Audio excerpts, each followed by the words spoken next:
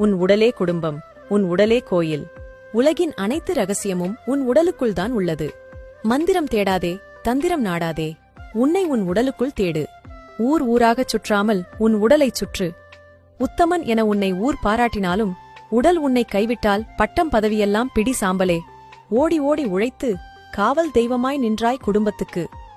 ஆனால் உனக்கு காவல் தெய்வமாக உயிர்காக்கும் கடவுளாக இருப்பது உன் உடல் மட்டுமே. அகக்குடும்பமான உன் உடலை மறவாதே. உன் உள்குடும்பமும் உடலே.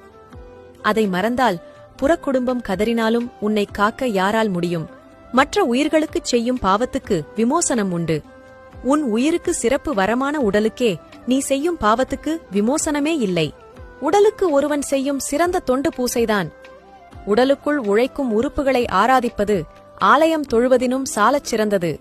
ஒருவன் எப்படிப்பட்டவனாக வேண்டும் என்பதை தீர்மானிப்பது அவனது எண்ணங்களே. அந்த எண்ணங்களை தீர்மானிப்பது உடலே. ஒருவன் எதுவாக ஆக வேண்டும் என்பதை தீர்மானிப்பதும் உடலே. உள்குடும்பமான உடலை ஒருவன் கவனித்தால் வெளிக்குடும்பத்தை அதுவே காக்கும். பிறவி எடுத்த ஒவ்வொருவருக்கும் அவரவர் குலத்தின் குலதெய்வம் அவரவர் உடலே. தியானமானது உன் மனத்துடன் உன்னை பேச செய்யும். ஆசனம் நம் உடலோடு பேச செய்யும். அதைத் தேடு. தன்னுடலை காவாதவன் புழுவாய்ப் புழுத்து மடிவான் எனக் கூறுகிறது திருமந்திரம்.